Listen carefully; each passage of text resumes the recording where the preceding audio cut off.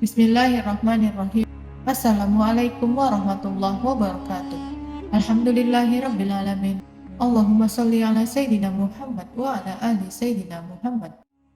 Semoga kita semua diberikan Allah Subhanahu wa taala kesehatan dan rezeki yang berkah, diampuni dosa-dosanya, dipanjangkan umurnya, hidup dalam kemuliaan dan akhir hidup husnul khotimah. Amin ya rabbal alamin. Sahabat Haira yang beriman dan dirahmati Allah, salat dengan pahala sempurna merupakan dambaan bagi setiap muslim. Sebab dengan sifat salat yang seperti itulah, seseorang merasakan pengaruh yang sangat luar biasa, yaitu mencegah diri dari perbuatan keji dan mungkar. Sehingga, sebagai seorang muslim, kita wajib mengetahui perkara-perkara yang dilarang dalam salat, karena perbuatan ini bisa mengurangi kesempurnaan pahala salat seseorang, meski tidak membatalkan agar salat kita diterima oleh Allah. Maka sebaiknya kita mengetahui perbuatan-perbuatan yang terlarang di dalam salat.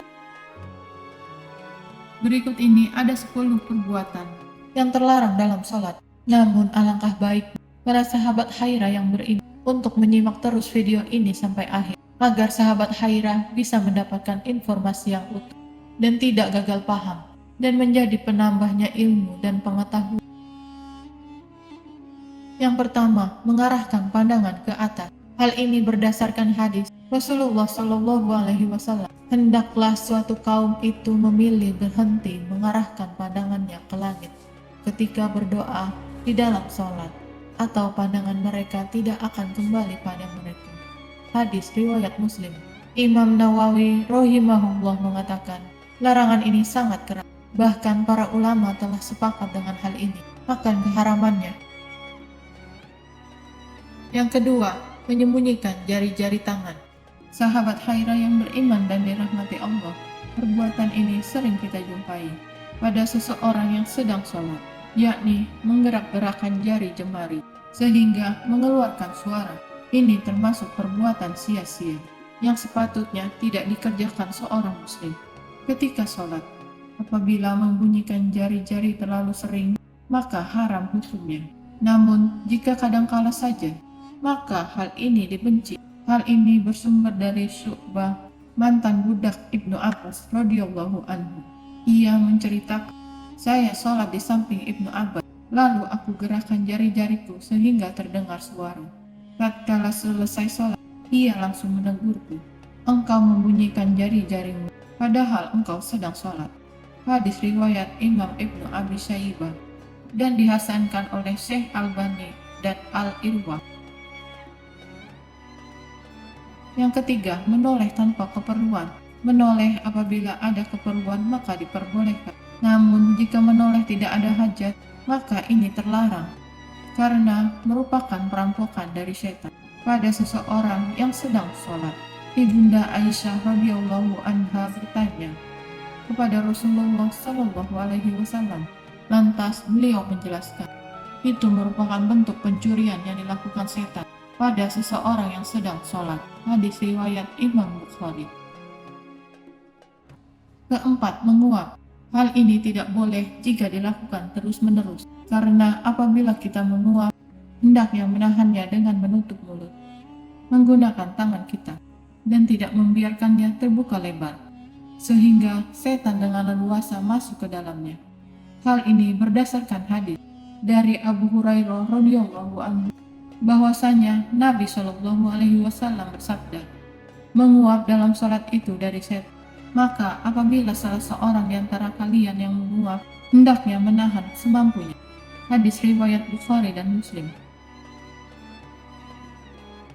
Yang kelima, memejamkan mata. Maka bila diniatkan untuk semakin mendekatkan diri kepada Allah, maka terlarang.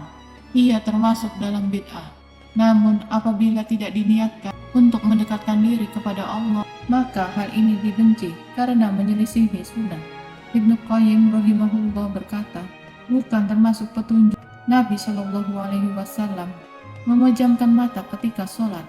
Dalil yang menunjukkan hal ini adalah bahwa Rasulullah Shallallahu Alaihi Wasallam membentangkan tangannya ketika sholat gerhana karena ingin meraih setangkai anggur tatkala melihat surga. Demikian juga ketika beliau melihat neraka. dan wanita pemilik kucing, serta pemilik perisai yang berada di dalamnya. Begitu pula ketika beliau menahan hewan yang ingin berjalan di hadapannya. Lantas Ibnu Qayyim al-Jauziyah menyebutkan beberapa hadis yang menguatkan perkataannya.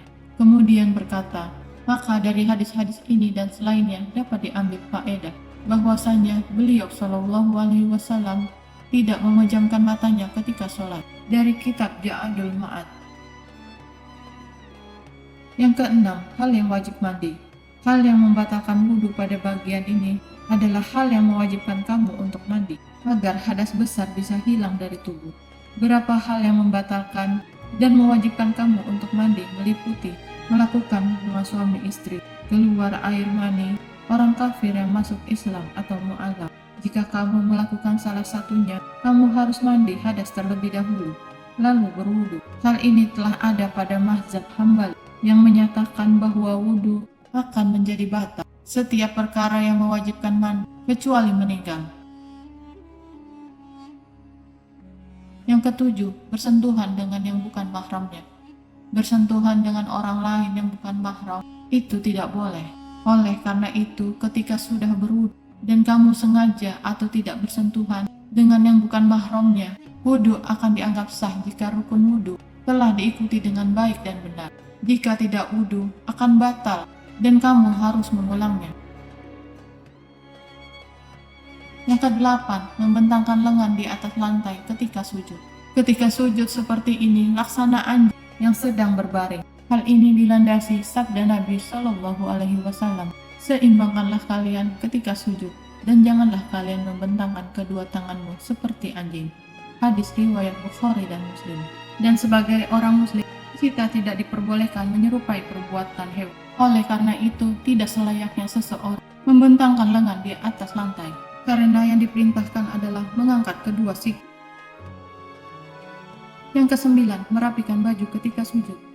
Maksudnya mengumpulkan dan menahannya agar tidak terurai di tanah dan masuk dalam larangan ini. Rapikan ujung lengan baju atau celana. Hal ini berdasarkan hadis yang bersumber dari Ibnu Abbas. Ia berkata, Nabi Shallallahu Alaihi Wasallam diperintahkan untuk sujud di atas 7 tulang dan dilarang dari merapikan rambut serta pakaian ketika sholat. Hadis riwayat Bukhari dan Muslim. Ke-10, sujud di atas suatu benda yang tinggi bagi orang yang sakit. Orang yang sakit apabila masih mampu sujud di atas lantai, maka ia wajib melakukannya. Namun, bila ia tidak mampu, maka cukup berisyarat dengan kepala, dan tidak wajib baginya meletakkan bantal atau semisalnya untuk sujud di atasnya. Suatu ketika, Rasulullah SAW pernah mengunjungi salah seorang sahabat yang sedang sakit. Beliau menjumpainya yang sedang sholat, menghadap sepotong kayu yang ia gunakan untuk meletakkan dahinya. Lalu Rasulullah berisyarat agar ia membuang kayu itu dan mengambil bantalnya. Rasulullah SAW bersabda, jauhkan bantal tersebut darimu. Jika engkau mampu sujud di atas tanah, maka lakukanlah. Namun jika tidak, maka cukuplah menggunakan isyarat. Hadis riwayat At-Tabrani. Sahabat Haira yang beriman dan dirahmati Allah, demikianlah penjelasan dari saya. Semoga bermanfaat untuk kita semua. Sampai jumpa lagi di video selanjutnya. Wassalamualaikum warahmatullahi wabarakatuh.